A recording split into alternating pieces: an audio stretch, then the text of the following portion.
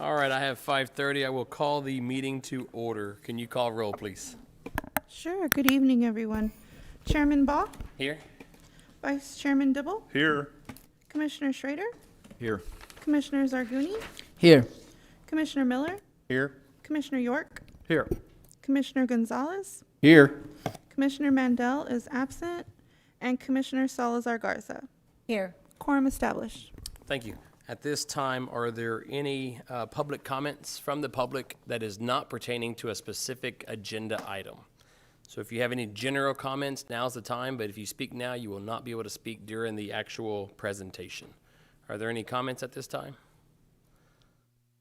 Seeing none, I will close the public comment portion of it and move on to approval of absences. We have a Commissioner Mandel and Commissioner Gonzalez. And again, Commissioner Mandel has his son is out, and he would have been here tonight, but his son took a turn, so he's out again. So again, up to the board to approve or deny absences. Do I have a motion or further comment? I'll make a motion, we approve the absences. I have a motion. Do I have a second? I'll second. A motion and a second. All in favor, say aye. Aye. Opposed? Motion passes. Moving on to approval of minutes.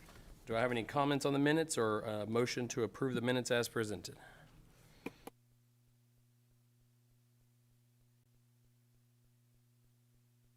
Commissioner Miller, I move that we approve the minutes as presented. I second. I have a motion and a second. All in favor, say aye. Aye. All opposed, same sign. Motion passes. Moving on to the consent agenda items. Are there any items under A or B that any commissioner wishes to pull and hear separately? If not, Mr. Demas. Thank you. Good evening, Commissioners. For the record, I'm Andrew Demas with Development Services, and I'm going to be reading tonight's consent agenda, beginning with letter A, plats. Under new plats, item number 2, Madeline Estates, a final of 16.693 acres. Item number 3, Farrell number 2, Block 3, Lot 2A, a final replat of .80 acres. Item number 4, Riverbend Subdivision Unit 4, a final of 11.37 acres. Item number 5, Queens Crossing Unit 2, a final of 19.747 acres. Item number 6, Laguna Vista Shores, Block 15, Lot 1R, a final of .23 acres. Item number 7, London Town Subdivision, a preliminary plat of 138.3 acres. And item number 8, Rod Plaza South, a preliminary of 13.45 acres. Both the Technical Review Committee and staff have reviewed the plats and determined that they are consistent with both the UDC and state law and recommend approval. Moving on to item number 9, Highway Village Section 1, Block 3, Lot 2R, and its sister item on number 10, which is a sidewalk waiver. Staff has also determined the plat is consistent. However, the applicant is requesting a sidewalk waiver, and staff is recommending approval.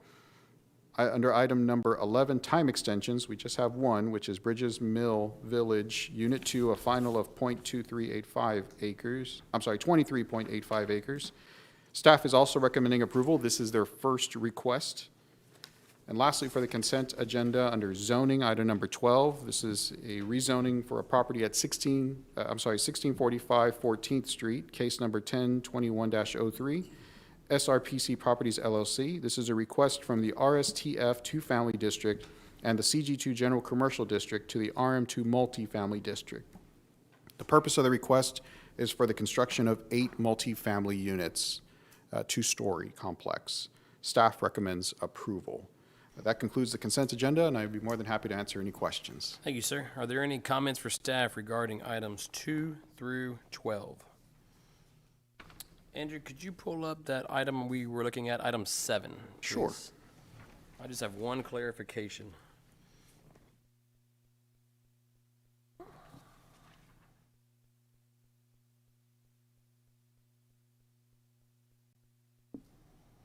Seems to have logged me out.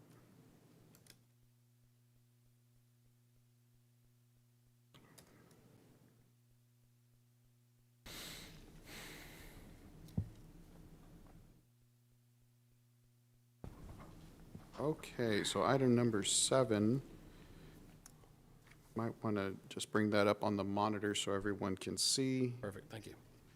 Perfect, thank you. And that is London Town Subdivision, so we'll bring that up. Now, are you needing the comments or the No, actual? the actual plat, preliminary plat, Perfect. yes. So the details of it, the cross-section, is what I'm looking at.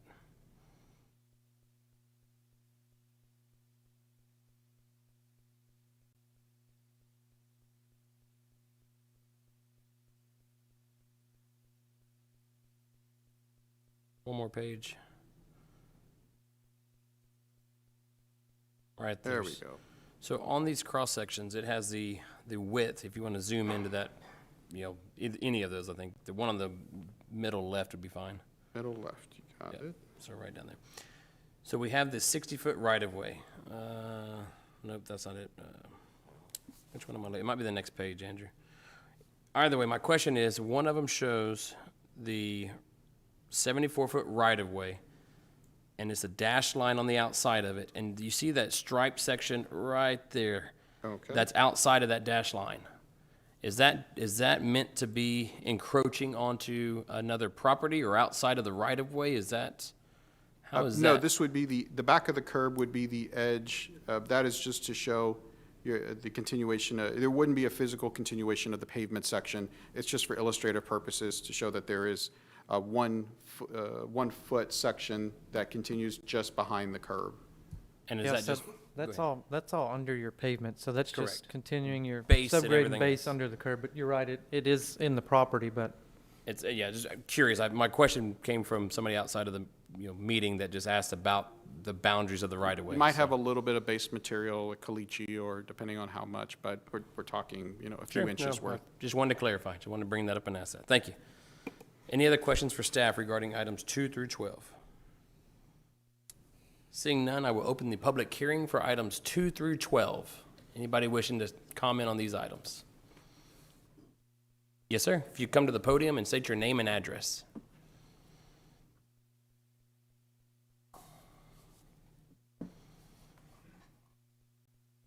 My name is Rex Musselwhite. I own the properties at 1633 14th Street, 1641A and B, which is 2 lots. Also, I own 1634, 1636, 1628, 15th Street, which is within the 150-foot area. I know I'm going to be limited to 3 minutes, and I'll try to get it all done. Sure.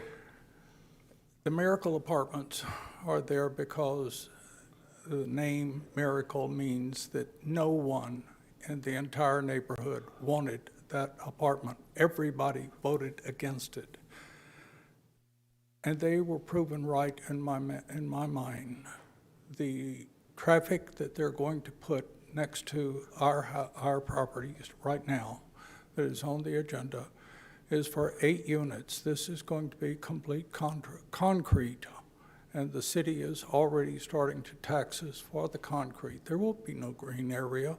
The green area that they have across the street also had oleanders in there. The new owners ripped out the oleanders and put in a fence. We have had Dipsy dumpsters clanging night and day, especially whenever the dumpster is emptied. It's really hard to sleep whenever you have cars passing by your bedroom windows, and that is exactly what we're going to have. We can see it from the property across the street from us.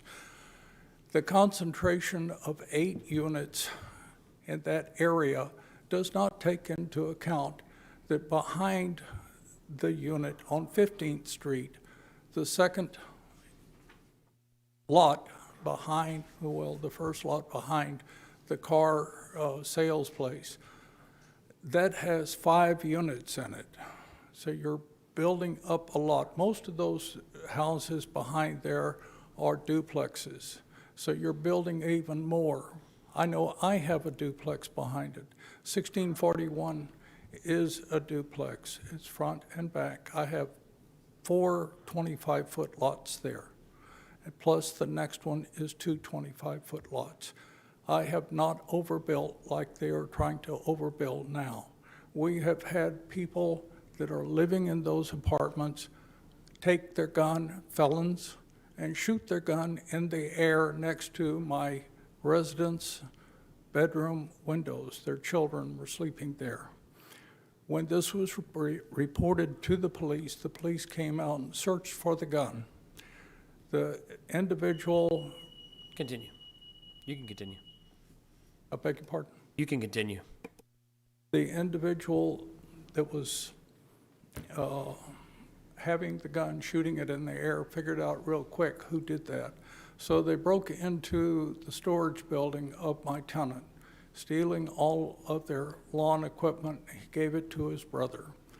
Then for me, my payback was he took shards of glass, laid it on cardboard, and drug it from his driveway to my driveway and put a large pile of shard glass in the driveway. It's easy to see the line of glass and the scraping of the cardboard on the street.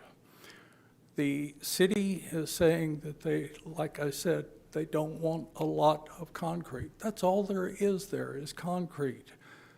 The screening is terrible. I screen. I'm a member of the Corpus Christi Apartment Association. I've gone through apartment training course, and I've been in the business over 50 years. They don't do it. They're trying to fill the vacancies so that they can borrow money to build more. And I'm opposed to it, and I think that whenever you get all of the mail-outs that you gave us, you'll find that no one is in favor of it. I'm sure I'm leaving out a lot of things. Sure. Thank you, sir. Thank you for your comments. Thank you. Anyone else wishing to speak on any of these items, 2 through 12?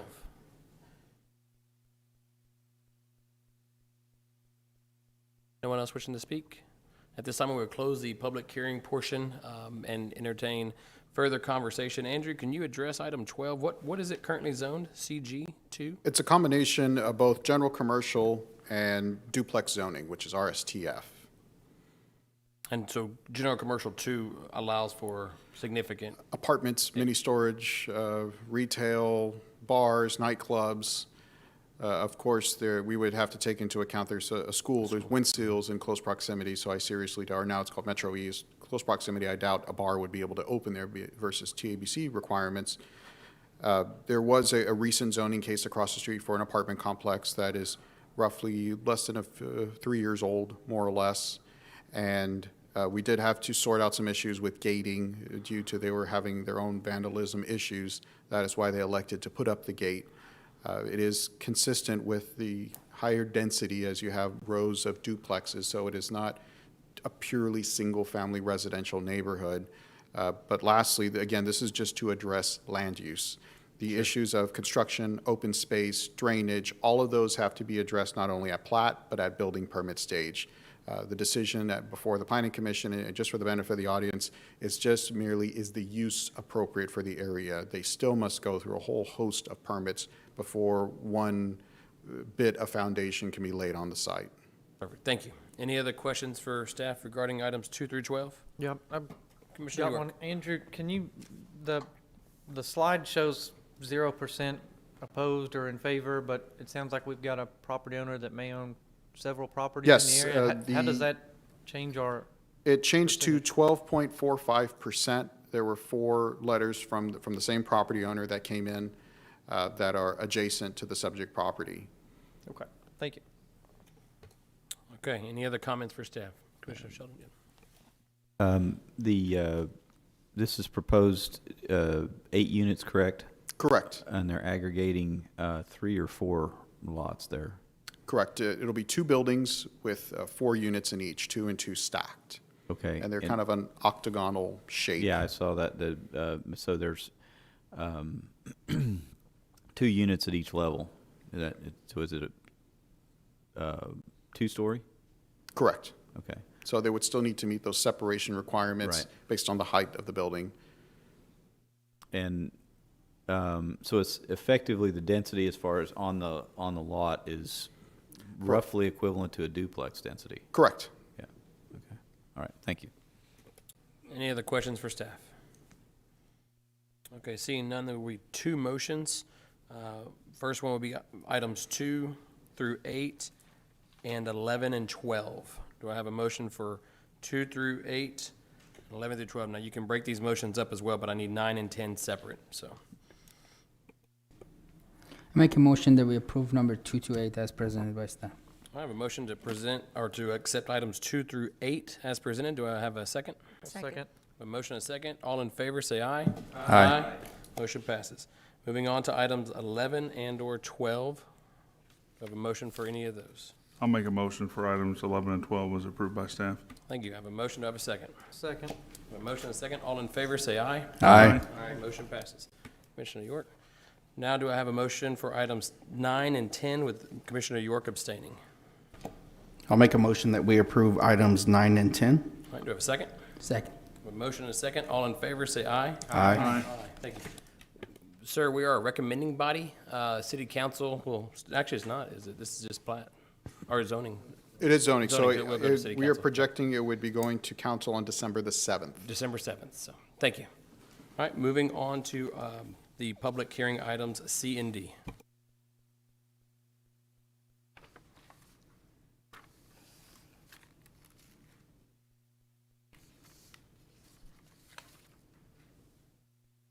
Okay, so beginning with Nueces River, which is item 13 and 14 combined, Nueces River Irrigation Park, Block 1, Lot 9A and 9B. The focus of item 14, its sister item, is for a sidewalk waiver. So as you will see on the screen, the subject property is located in a newly annexed area at the corner of County Road 52 and Interstate 69. Here is another aerial to show a closer view of exactly it is on the city limit line as you're heading south towards Robstown. Here's a view of the subject property. Oh, this is really kind of blown out. Showing at the corner intersection that there is currently no sidewalk. Looking to the east, here is a view of the plat, which was recently submitted. Of course, if you recall the zoning case that was attached to it for an apartment complex and a bit of commercial at the corner for a small shopping center. Now, factors in favor of the sidewalk, or in favor of granting the waiver, I should say, is that it's not detrimental to public health safety. It is, would not substantially conflict with the comprehensive plan or purposes of the UDC. The application would render the subdivision unfeasible. And then lastly, the conditions create the need for a waiver that don't generally apply to other properties. However, factors weighing against the waiver is that this is a corner property, which is where we typically will begin sidewalk networks, especially for a property that was just annexed into the city. As you know, it will have a multifamily use, so there will be folks out there using these facilities. And lastly, the County Road 52 does not meet the exemptions as far as administrative, as not enough of the property is developed at what we call the 85% rule. And then secondly, the property is on the urban transportation plan as an arterial street. Now, from this point, we have a few slides that explain the typical language from the code as what boxes have to be checked in order to qualify for the plat, and both what qualifies for the waiver. Lastly, staff is recommending denial of the waiver request. Now, Planning Commission may choose to follow or decline staff's recommendation or approve with conditions. And I'll be more than happy to answer any questions if there are. Thank you. At this time, are there any questions for staff on items 13 and 14? Can you pull back up the arrow? The question is, are both the streets no curb and gutter? Correct. Okay. Both County Road 52, well, you will have curb and gutter on the TxDOT side. County Road 52 is currently still roadside ditches, but Interstate 69 is curb and gutter. Commissioner Schrader? You said that, I was trying to find the slide, that you said that this property has two, this is being platted as two properties, correct? A commercial property in the corner Yes, and a multifamily. for the majority of the site, about 80% of the Okay. site. Okay, thanks. Any other questions for staff? Seeing none at this time, we'll open the public hearing for items 13 and 14. Anyone wishing to speak?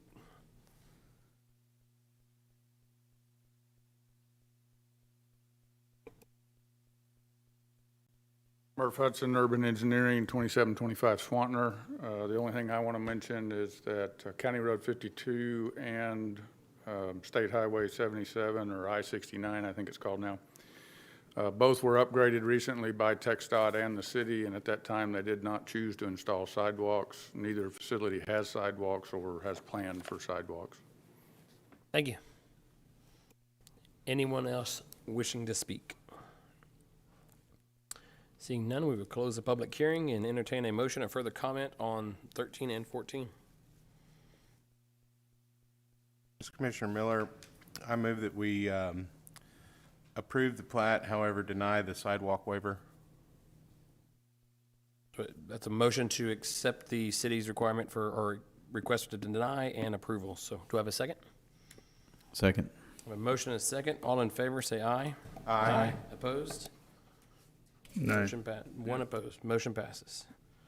Moving on to item 15 and 16. Commissioner York will be abstaining. Thank you, Mr. Chair. For items 15 and 16 are both regarding Flower Bluff Estates Number 2, Block 4, Lots 1A and 1B, which is a final replat of .38 acres. The property is located in the Flower Bluff area, very similarly also located on a corner, at the corner of Webb Street and Military Drive. It is the creation of 2 lots for single-family homes. So as you can see, there is your typical more rural type of street section. It is again on a corner. Here's a view from the north. And apologies for it's kind of whiting out, but it is currently platted as 1 lot. It will be changed into 2 lots. Now, factors supporting the sidewalk waivers, there is no sidewalk waiver, or I'm sorry, sidewalk network along Military Drive. It is more of a rural street section with roadside ditches. Number 2, the property is not located existing foreseeably a plan, an RTA route, or any type of ADA master plan type of issue. And the waiver is not detrimental to public health or safety. Now, factors weighing against the sidewalk waiver is it is zoned single-family residential, which means this is lower speed, lower traffic. You are going to have more folks, more pedestrians out on these roads. It's approximately 956 feet located to NAS Drive, which does have an existing sidewalk network. Next, there is a corner lot which begins kind of a small commercial node, which there are commercial uses. There's a service station, some other restaurants located on NAS Drive, which will, of course, draw pedestrians to it. And then lastly, Military Drive does not meet the exemptions as far as the lots fronting to a street designated on Mobility CC. So those factors weigh against the sidewalk waiver. Now, again, we have the few slides that explain what are the plat requirements, what are the plat waiver requirements, and then lastly, staff, of course, is recommending denial, but Planning Commission may choose to agree with staff or add conditions or ultimately deny if they so desire. I'd be more than happy to address any questions. Any comments for staff at this time? Seeing, Commissioner Salazar Garza? So all that area there has no sidewalks? Currently, it does not have a sidewalk network, but as we always say, we have to start somewhere, and Right. corner lots are the prime real estate where you want to start a sidewalk network. Yes, I agree with that. I was just curious to know how long that residential area has been developed with no sidewalks. Flower Bluff has a pretty long history. We annexed it, the city annexed it in 1961, so I always like to say we inherited some things, and part of that is many plats that were issued in the 50s prior to annexation did not include these requirements. So that is why you have older neighborhoods without sidewalk infrastructure. Okay, thank you. Any other comments for staff? Commissioner Miller? Could you pull up the street views again? Sure. So it looks like we have a mix of mobile homes and single family. It's an eclectic mix. All right. And is that a ditch along Military Drive, it would appear? Yes, now it's not kind of your traditional bar ditches when we imagine a rural street design that's brand new. Of course, as years have passed, some fill has occurred So they're a little more shallow than what we see today in your most modern design. Okay, thank you. Any other comments? Yeah, quick question for you, Andrew. Yes, sir. About approximately, about how many linear feet of sidewalk are we talking for these particular two lots? Let's see, that's a good question. So I'm going to pull up the report.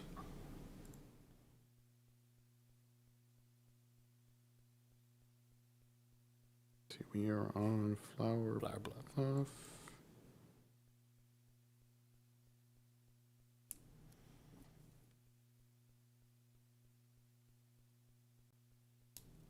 Okay, it's not on the cover sheet.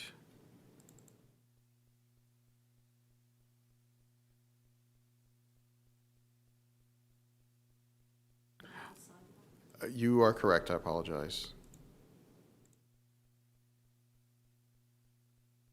Okay, looks like there wasn't a, FB Estate number 2, right? right, so we have the PowerPoint open. I don't see the folder, right, just looking for the report, the memo, essentially that was distributed. But what we can do is we can look at the plat and look for the measurement for each line. So it's roughly 166 feet along Military Drive and 100 feet along Webb Street. Okay, and, I understand your comment about, we have to start somewhere, but how much on the adjacent properties next to this property, are they undeveloped or they developed? They are developing. It's a fair statement. It's like we have cases on the island, which is actually the next case. You're going to have gaps, meaning that there are some areas that already have single-family residences are already developed, and the question always comes up of, well, when does the opportunity present itself for redevelopment? For the city to require them to have sidewalks? Exactly. But I would say to the contrary of that, just as this issue, we never foresaw that this one lot would want to become two. So the very next lot could also want to become two lots, or as you progress down the street, if they want to move more to a duplex style of development, those opportunities will present themselves. But I do agree, I know where you're kind of going with it, that what are the chances that that will happen, but like, yes, ma'am.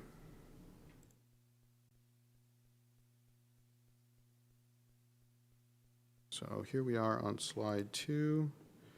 So as we go down the block, as these lots begin to redevelop, as you can see on Claride, you have those that have subdivided into your just meeting the 50-foot requirement. So if these lots begin to subdivide, then the opportunity will present itself to continue the sidewalk network going back towards NAS. Are there any sidewalks on Claride? Not today, no. Not today, okay. Not yet, that's what I always like to say, not yet. Thank you. Commissioner Dibble.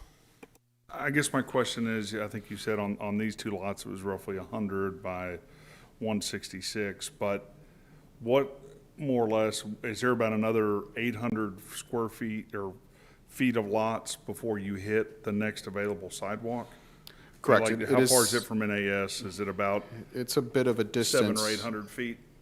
I would say approaching probably about a quarter mile before you get to the intersection. So it's at to the, actually connect to a node on a major thoroughfare, a lot of replatting would have to have happened to that is a fair actually statement. be Yes, sir. connected. All right. Thank you.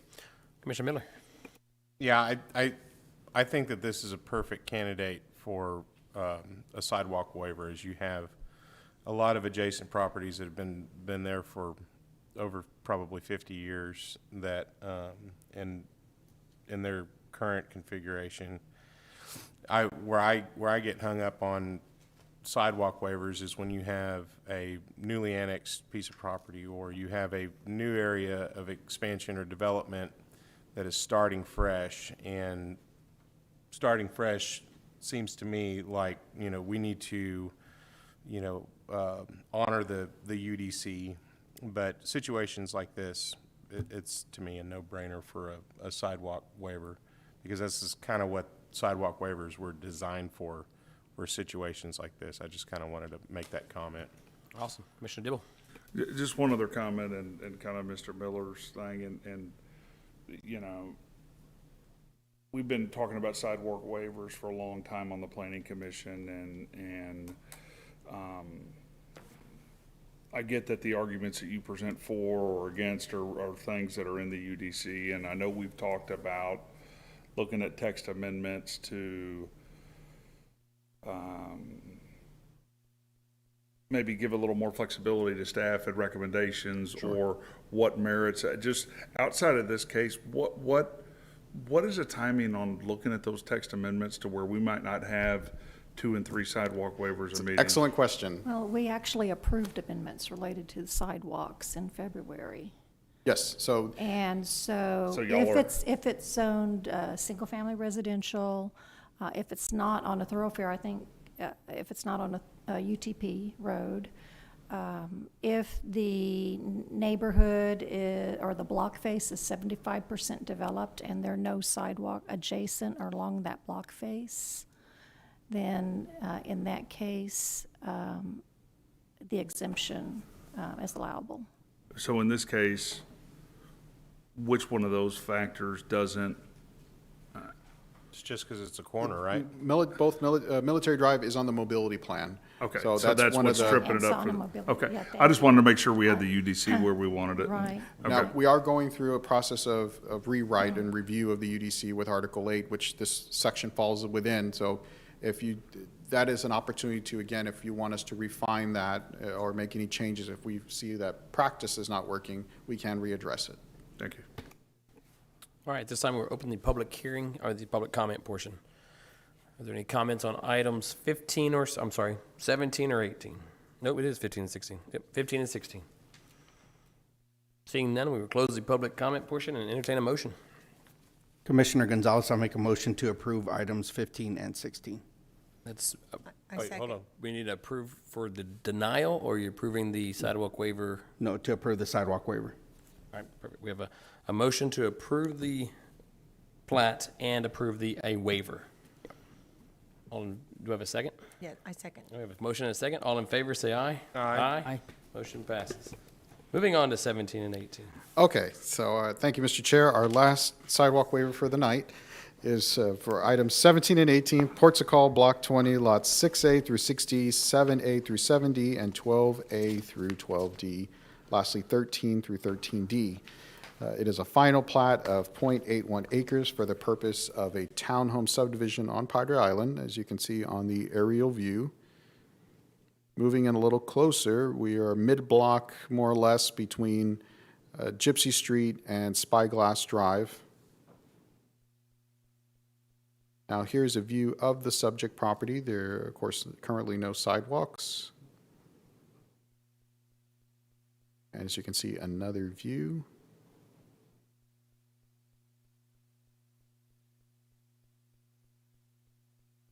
I always like this picture because it shows folks having to walk in the street because there are no sidewalks.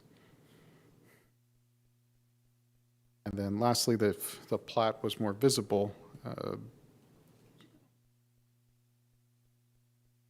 Yes, so the city park does have sidewalks currently within it.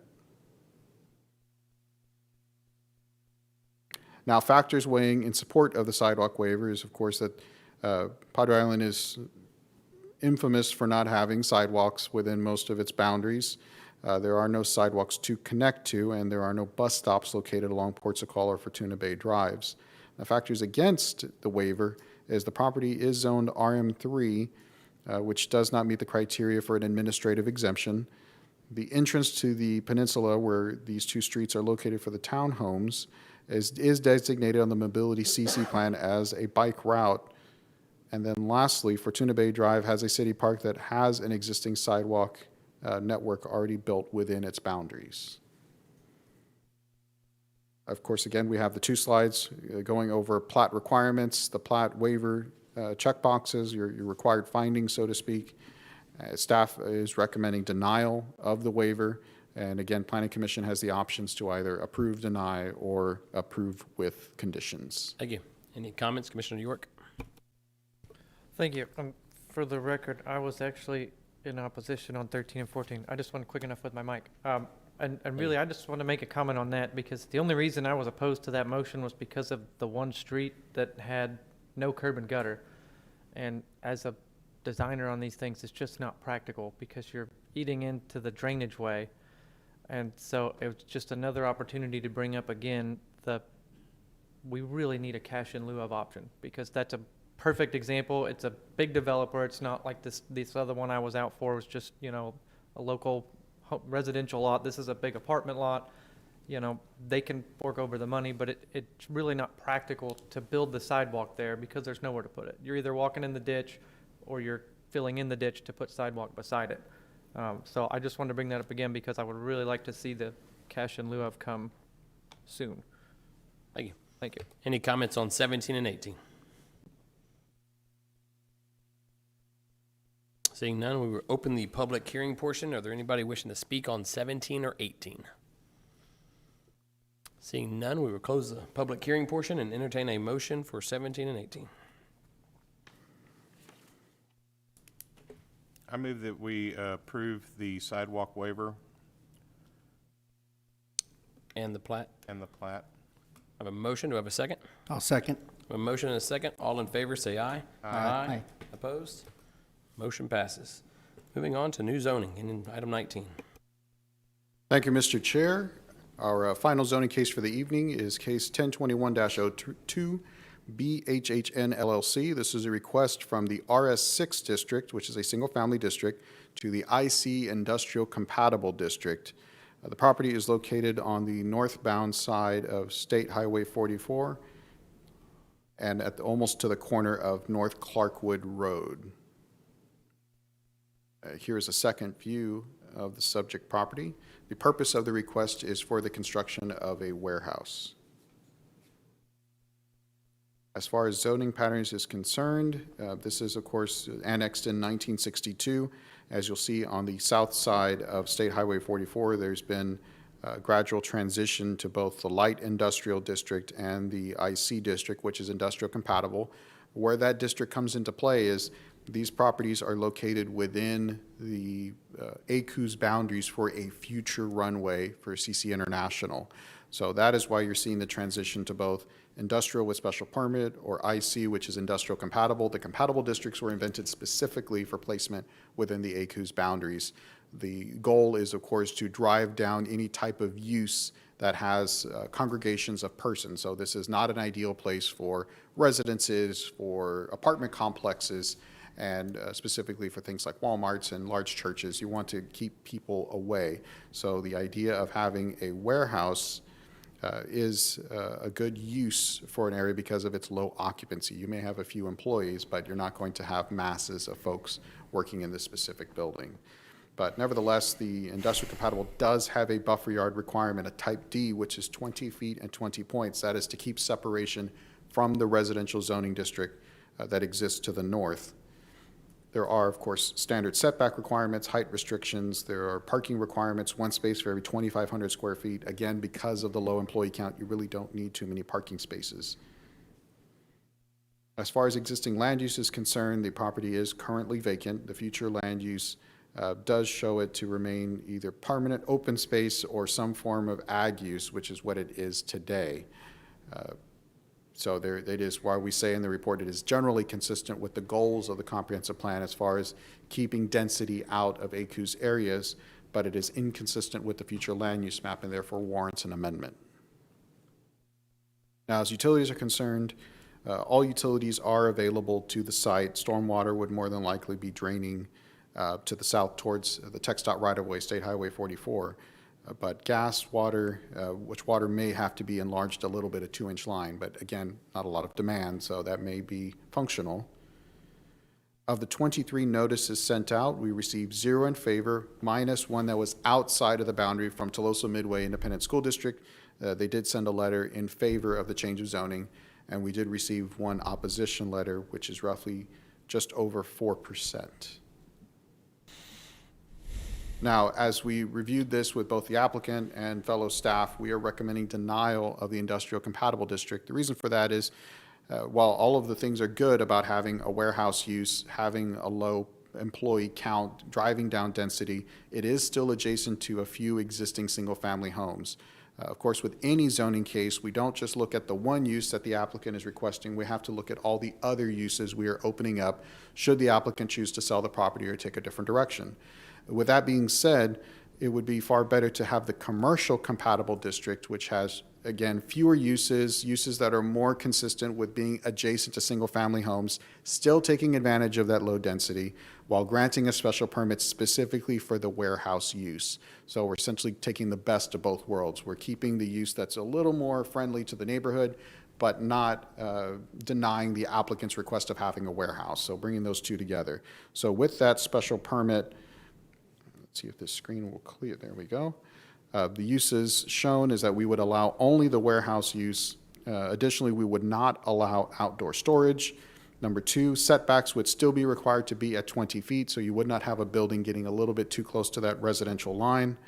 Number three, you would still have to establish buffer yards. They would be at 15 feet and 15 points, which means still requires a fence, still requires some landscaping for noise attenuation, or a larger fence to pick up those points. Number four, lighting. All lighting would need to be directed away from the single-family residences. You could not have any type of trespass or bleed onto those adjacent properties. Number five, you would still need to meet all the noise requirements, meaning there couldn't be 2 or 3 a.m. deliveries, which leads right into number 6, which are your hours of operation, from 6 a.m. to 9 p.m. That's to avoid any issues of noise. As we heard in the previous case about dumpsters and all types of things that happen during the nighttime hours, those would be specifically prohibited.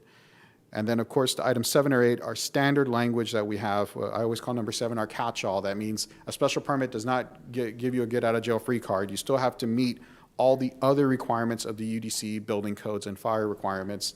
And then lastly, number 8 is giving you a 24-month time frame to get the process started. If you do not start some form of building permit or submittal within 24 months, the special permit expires.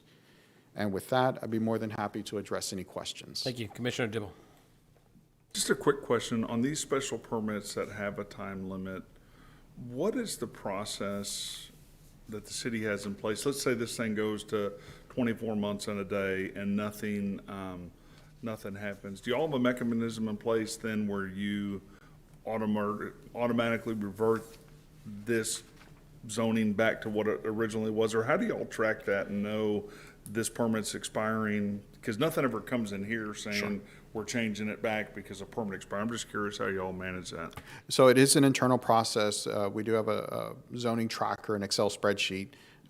It doesn't really have an alarm system. Fortunately, there are not too many special permits that are granted every year, so it's relatively easy to keep track of them, especially when they're more big topic issues. So like the townhomes, we're watching as plats come in. It's very rare that a special permit will come up for expiration. Now, truth be told, there's one that's going to come up on a future agenda, and that is where the applicant has said, I know I'm getting a little too close. Even though I have 4 months before my expiration, I want to go ahead and ask for an extension. So it's a relationship we build between the applicant and staff to keep us kind of checking on each other of where are you in the process? Are you ready to submit a plat? Pretty much, can you submit something to keep the clock going? Very much like plats with time extensions. Are you making forward progress on your public improvements? Are you doing anything to the site that gives us a little bit of ability to say, yes, in good faith, the plat is moving forward? So very similarly to the zoning, we're tracking to make sure they don't get too close to that deadline. Commissioner York. Thank you. Just a general question. We've had a lot of these special permits come up, and for good reason. I mean, we're limiting the use. I'm just curious, and not knocking the special permits. I think they're serving a good purpose. But I'm just curious, is this the normal way that, like to other cities? Is this the best way to, I guess, restrict uses, for lack of a better term? That's a good question. So some cities will choose to do special use permits where it's more of the use is listed and it has conditions you have to meet. Other cities at the dais can do conditional zoning where they'll say, yes, you can have this use, but you have to do these 10 extra things, and that determination is made by either a planning commission or a city council. And then similarly to Corpus, we have special permits that are granting very specific uses in lieu of granting the higher zoning or more intense zoning district. Yeah. Okay, thank you. And then last question, as always, I like to ask, as far as staff knows, is the applicant amenable to this change? Yes, I'm surprised he's not here. He did say he was going to be present. But yes, we were on the same page, and he is agreeable to the conditions. Okay, thank you. Commissioner Schrader. How are combustibles addressed in, since this is a warehouse? Is that solely done through the building permit side on if they are going to warehouse combustibles, it's the envelope is going to have to contain it? Or the fire department Yes, chooses adult that it would material. still have to meet all of your standard building requirements. The special permit is merely granting the use. Okay, so, because these issues have come up before, and I'm not completely clear on how they're done, because sometimes these are granted on a, warehouse in an industrial area is granted because there's nothing else significant enough around it, even though, the construction is not, it's not contributing, but if the contents go up in some way, it can generate enough heat to influence other properties. And since this is adjacent to residential, Yes. have we ever seen other mechanisms that have been added to these just because of proximity? Yes, so not necessarily because of proximity, but the contents of storage, most definitely. That when the fire department does their review of every building permit that comes through, the very first question that is asked, even during our early assistance meetings, is, what are you storing? If it's over a certain quantity of fluids or oils, or even in some cases, famously, it's always furniture stores because it's notorious for mattresses. That happens even at the mini storage level of, if there are the chance that other materials could be stored, that kicks up not only their firewall requirements for prevention, but also sprinkler requirements. The zoning itself, even if it's an industrial area, may require a higher GPM on the fire hydrants, so their flows may have to be at a higher threshold to keep that fire contained. Okay, so at that phase, they're not looking at what's adjacent to it, though. Looking at what's inside rather than Right. what's around. But it is a fair question. Okay, thank you. Commissioner Gonzalez. Yes, sir. The residential that's adjacent to the subject property, how about approximately how many residential houses are there? It is an older subdivision, so looking at the aerials, and when I drove the area, I would say there's roughly maybe 20 homes that are left back from the original 1962 annexation. So it's the old Clarkwood neighborhood. Yeah. And do y'all see, maybe in the future where maybe like what we've seen downtown, where some of these houses are being bought and moved and just changing this zoning to, to some type of the IL or the IC? I would say that's fair. Is you can kind of see they're surrounded almost on three sides by industrial. So there is going to be future land use for this area. This area development plan hasn't come up yet, which is called the Port Airport Violet Plan. It's going to eventually be called the Airport Plan to show what future land use transitions will occur. But I think it's fair to say that there will be more of an industrial or very heavy commercial type of zoning. Where they're kind of getting pushed out a little bit or feeling the pressure. You're going to definitely fill in the blanks. So the vacant lots that are there as folks come in, and the hardest thing I would tell you in redevelopment is assembling enough lots to build a building. Absolutely. But as folks acquire lots for redevelopment, I would say you're going to see more of, paint and body shops. You're going to see welders, you're going to see fabricators, you're going to see things that are highly more industrial in nature, maybe in business parks, fleet services, rather than you would see a rebirth of single-family homes. And just to reconfirm what Commissioner York said, when y'all make these special, you guys are recommending denial of the IL, correct? Yes, sir. And you are recommending the special permit. When you do these recommendations for the special permit, you are communicating with the applicant. Yeah, with the applicant. Yes, and so when you make these recommendations, they're like, hey, if they deny it, then we're okay with this special permit. Correct. The only time that we would come before the planning commission or council without a special permit would be if you gave us direction of, there's a little bit too much neighborhood pushback, and we want the commission may feel to go back and craft a special permit. But in this case, since the applicant, we already walked down this path, we walked in together saying, yes, we're agreeable on the terms. Okay. Thank you. Thank you. Any other questions? Seeing none, we will open the public hearing for item 19. Anyone wishing to speak, please come to the podium and state your name and address.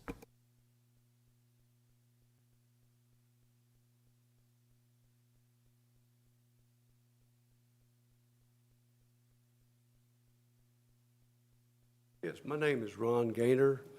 My address is 514 Catalina here in Corpus Christi, but I'm here on behalf of Ms. Kilgore at 9025 Agnes. And the only issue we really want to raise is the drainage issue that's in that area. On October 1st, I was trying to deliver something to 9025 Agnes, and the access road, which would be in front of this property right here, was impassable. Cars were stalled out on both sides of that freeway. And I also could not get to 9025 Agnes on the business Agnes Street because the roads were flooded. So our big contention is the drainage issue. This is currently agricultural, and if you put a building there, you're looking at concrete and more runoff. So that's the reason I'm here on behalf of Ms. Kilgore. Thank you, sir. Appreciate it. Anyone else?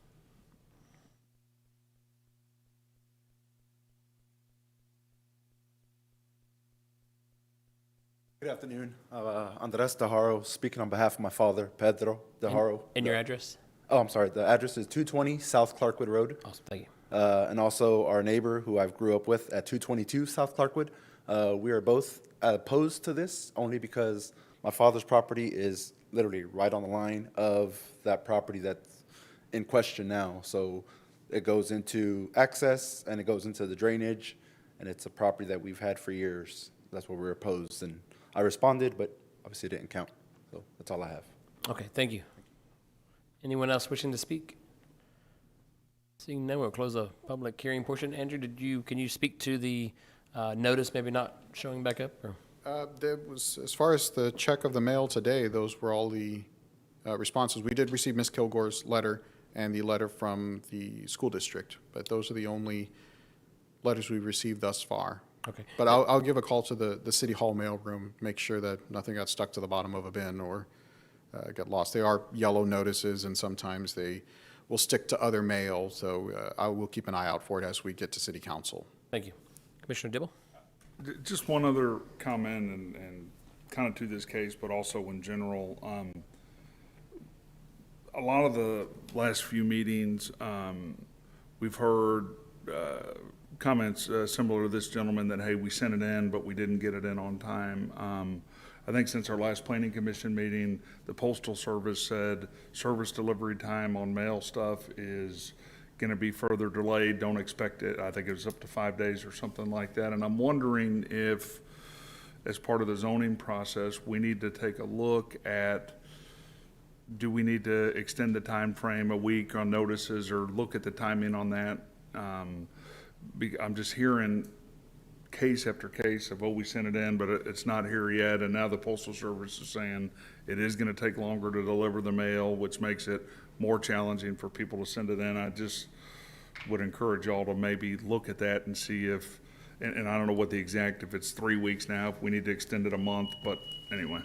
That is something we have discussed, and so at this point, what we do administratively is, regardless of a yellow notice comes in the day before Planning Commission or the day of City Council, because there is a second round of notices that go out, I count every notice. So even if the gentleman, it comes in tomorrow, the numbers will be adjusted for City Council. The goal is that 20% rule matters for the supermajority vote at Council. So I've had folks walk into council chambers the day of the meeting saying, I forgot to turn in my notice, and we're quickly doing a rough calculation just to make sure we don't cross that 20% threshold. But every vote counts, every voice matters, absolutely.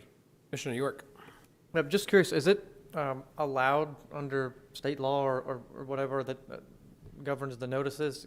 Are you able to do, digital notices? Can people reply via email, or is that, what I've work? asked folks to do is to scan the notice. They can take a picture of it with their phone. Luckily, most smartphones almost have scanner quality, and ask them to email it to me. So on the bottom of every notice is my email address and my phone number, and so they can always reach out to me if they can't get to the mailbox. They don't want to, I don't want to cost anyone a stamp to voice their opinion. So they can always take a picture of it, as long as it's signed by some means and emailed to me. I can always scan it into our server and make sure it counts. Thank you. Commissioner Gonzalez.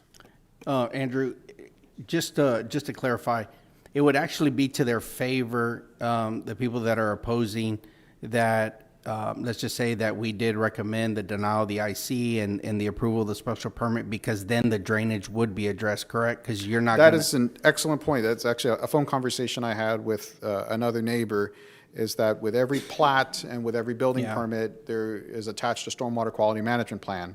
And as we've had discussions about drainage, if you're the last person in, so to speak, of a vacant property, then you are responsible for all the natural flow that has already been coming on board. So that has to be accounted for, especially with your TxDOT permit to discharge that stormwater. Absolutely. So I foresee, and of course, in this area, we don't want to encourage things like retention ponds because of bird strikes. So I foresee this is definitely probably going to be an underground system. I can't promise that, but the previous discussions with the applicant and kind of warning them ahead of time, if this is successful, I foresee an underground system in your future. Absolutely. Any other comments at this time? Okay, seeing none, I will entertain a motion for item 19. I'll make a motion for item 19 that we approve the staff recommendation of denying the IC and approving the special permit. I have a motion, do I have a second? Andrew, real quick, can you clarify, he mentioned drainage. Did you have a drainage requirement in the special conditions? Part of the permit. It's a little bit tricky because that's going to be a plating requirement. So the land use will say, yes, the use is allowed. I can stop speaking, it's okay. So the zoning will just say, yes, you can have a warehouse use, but that doesn't guarantee that a building, of course, will be built. The plat will say, yes, you have to do your stormwater quality. Yes, you have to get your permit from TxDOT to make sure how you're discharging, how you're mitigating the impact to the system. But I would be wary, and I'm sure Buck will correct me if I'm wrong, putting a land development requirement on a zoning case. They're in, Yeah, I they're in didn't the see it. I same just realm, wanted to but clarify, because I thought that's what I heard, but okay. We're good. Thank you. Wait, I have a motion, do I have a second? I will second. I have a motion and a second. All in favor, say aye. Aye. Opposed, same sign. Motion passes. Moving on to item 20. in this case, just for, as a point of information, will be at council more than likely on December 7th. Thank you. So you may vote, voice your opinion again at council. And you'll receive another notice in the mail, a green-colored notice. Awesome. Thank you.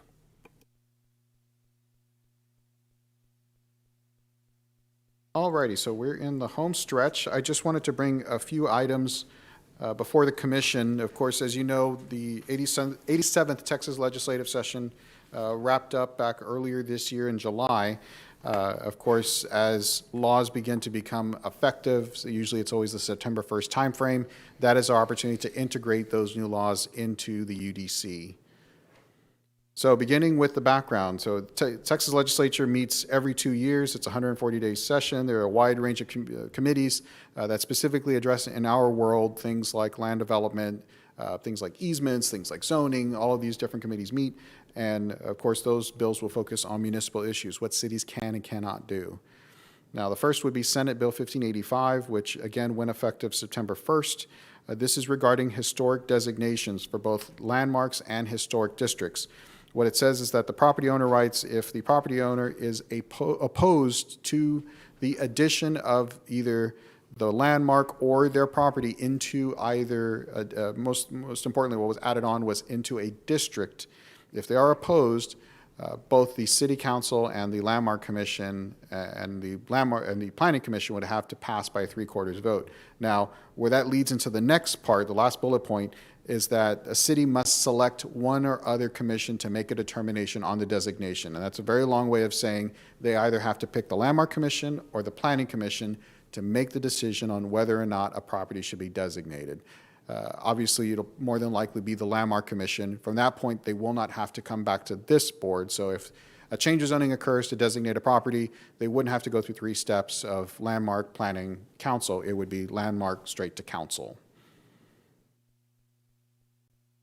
So just some selections of where the amendments are actually taking place. Again, this is more of a briefing. You'll see this presentation again at the next Planning Commission meeting. If we can always talk about it more in detail, because that will be the public hearing for the actual adoption or recommendation to move for adoption to council. But there are a few areas in the code where we had to strike some check marks where it said the Planning Commission has to say yes to a historic overlay or landmark designation. Also, the designation of a district, it still had the planning commission shown, so that was stricken. And there are a few edits that talk about inclusion of the owner's property into a historic district. Now, Corpus does not have any official districts yet. That is something we are absolutely working on.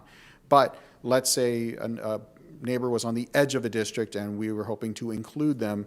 As you know, it's a multi-step process. So at the very last minute, the owner changes their mind and says at council, you know what, I don't want to be part of the district. Council would have to have a 3/4 vote to say yes to include them. Now, moving on, there's a few strikes about timeframes and changing planning for Landmark Commission. If council does decide to elect Landmark as the sole board to hear designations. And then striking the entire section talking about Planning Commission review, which is essentially mirroring the Landmark Commission section. Now, the other bill that was brought before the legislature was House Bill 1475. This addresses the Board of Adjustment and the required findings, specifically hardships that are considered a variance to a structure. Now, in the code today, we have what are called required findings. Essentially, just like sidewalk waivers, there are a series of checkboxes of, do you meet these conditions to justify a waiver? Very similarly to the Board of Adjustment is, do you meet these findings to justify a potential variance? In this case, the specific variance the legislature is addressing are variances to structures, so only buildings, not touching setbacks, not touching slopes, not touching parking, only the structure itself. Now, in the code today, we have 4 items that are considered insufficient findings, meaning these arguments do not hold water as far as justifying a variance. Specifically, the one that's stricken is there's a financial or economic hardship. Usually that comes about with things like landscaping or some type of buffer yard requirement of, this is too expensive, I can't afford it, please, Board of Adjustment, grant me a variance. But in the interest of buildings, as you'll see on the next slide, that is actually coming into a legitimate reason for discussing such a variance. And number 1 is specific of the financial cost of compliance is greater than 50% of the appraised value of the structure as shown on the most recent appraisal roll. What that's saying is meeting the code costs more than the half of the value of the building that I'm trying to improve.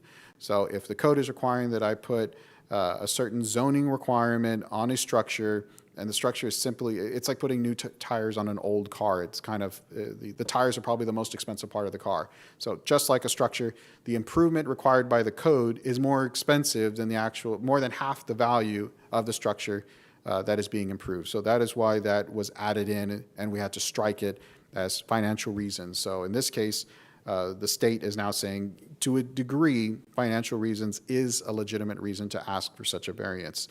The other 4 types of issues that are now going to be considered as part of a variance for structures only would be compliance would result in a loss to the lot which the structure is located of at least 25% of the area where development may occur, meaning the amount of area developable on the land is shrinking. So justifying the variance would be you're taking away land that is developable. Number 3, compliance would result in the structure not being in compliance with the requirement of a UDC, municipal code, or building code. That is where when codes don't talk to each other and you're resulting in conflict, you're essentially creating a new nonconformity. By saying yes to the UDC, you're now saying no to the municipal code. And those are the types of conflicts we try to avoid. We actually encounter those fairly regularly between plats and zoning, but that's a whole discussion for another day. Number 4, compliance would result in an unreasonable encroachment on an adjacent property or easement, meaning coming into compliance of whatever the code requirement may be would actually cause an encroachment, which is, again, creating a nonconformity. And that's first and foremost something that we cannot do as far as the UDC is concerned. The rules are there to bring compliance, not to create nonconformity. So that is why it's a new justifiable reason for asking for a variance. And then lastly, the city is considering the structure to be a non-conforming structure, meaning granting a variance to the deviation from the code would be upon a structure the city already determines to be non-conforming. Now, we do already have a whole Article 9 of the UDC regarding non-conforming structures. This would be more of anything that doesn't fit in any of those boxes would then eventually have to go to Board of Adjustment, and we would use this as an argument for potentially granting that variance. I know it's a lot to absorb, and it kind of reads like stereo instructions sometimes, but it is to give us, in a kind of a nutshell, more tools in our toolbox to help folks develop on their properties without having to jump through every hoop or dot every I. It gives a little bit of flexibility to the board to make their decisions and not go too far out on a limb of just saying yes to something. Of course, our staff recommendation is approval. Now, tonight was just to be a briefing to introduce.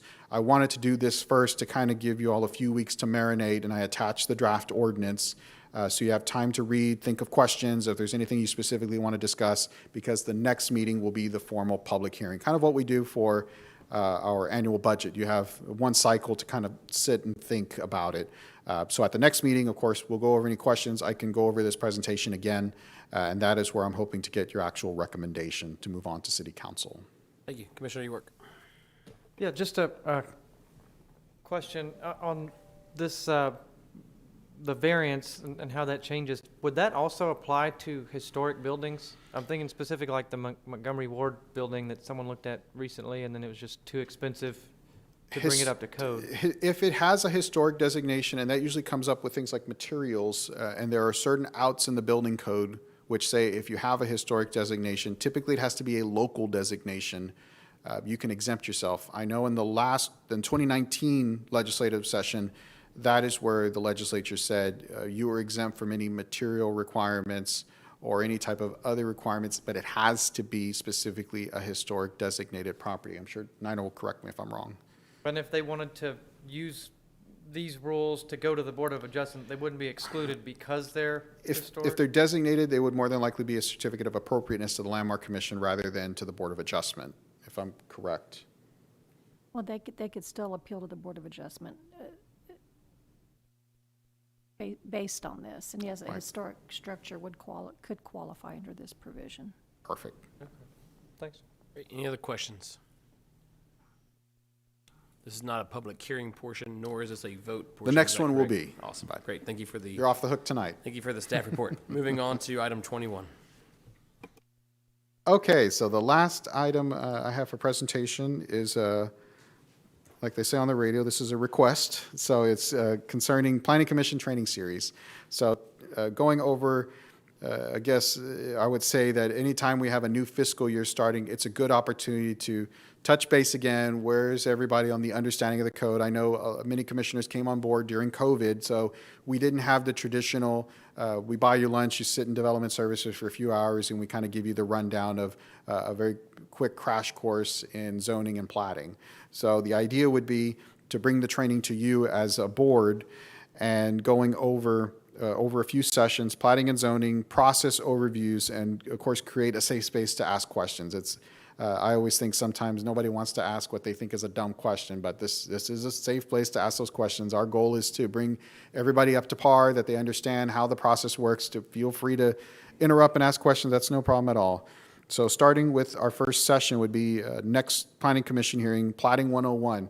Now, ironically, this is the same training some of you may have already seen when you came in for your orientation. I'm going to add a few things about master's preliminary plat, but ironically, it's also a training I give to fellow staff. So when we have if you haven't heard, we do Wednesday training sessions. Every other Wednesday, the first 2 hours of the day, we close for business, but that is our opportunity to train fellow staff. So I have folks from plan review, folks from inspections sit in on some of these classes and learn a little bit about platting, a little bit about zoning, sometimes even historic preservation. So that way when they're out in the field or they see something on the plan set, they may not know the answer, but a little light will go off and say, I have another question to ask. I better go check with some folks before I say yes or no.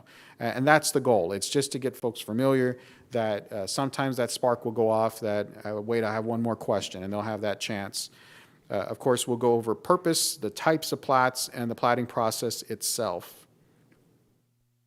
On the next hearing after that, for November the 10th, we'll have a zoning 101, also going over purpose, the various zoning districts and overlays. We can touch a little bit on kind of our goals for UDC text amendments, how we actually enforce codes now that we have development service compliance officers. And then lastly, as we just talked about on the previous presentation, what is the function of the Board of Adjustment? And then finally, for December 8th, I wanted to make that our open session, our Q&A. The idea would be, as you go through any training session, it's kind of like binge watching a TV show. If you get too much information, you really can't pick up all the small details. So by separating this over multiple planning commissions, you'll have a chance to kind of formulate some ideas. Maybe if you're like me, I get an idea at 3 o'clock in the morning and I have to write it down, otherwise I'll forget it. But as we approach the December timeframe, you can save up all those questions, and then we'll have a big open forum to kind of just shoot questions. I assume that's rain. I think so. And of course, I left my umbrella in the car, so that's yeah.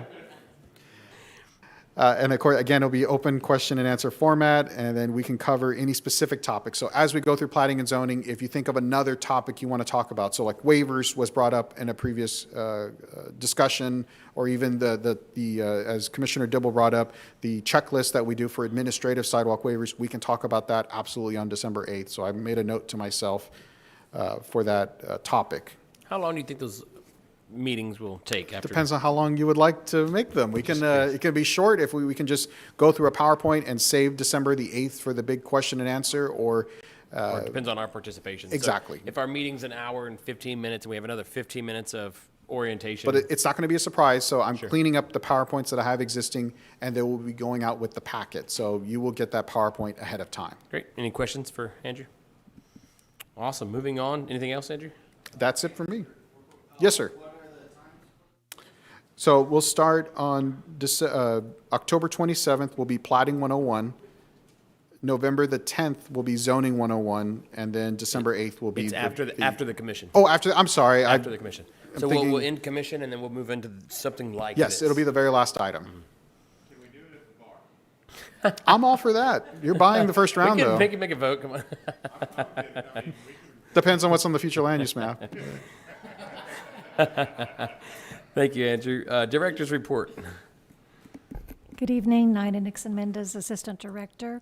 Our Development Services Task Force meeting will be held this Friday in person at the Clayburgh Bank, Staples Community Room at 5350 South Staples Street.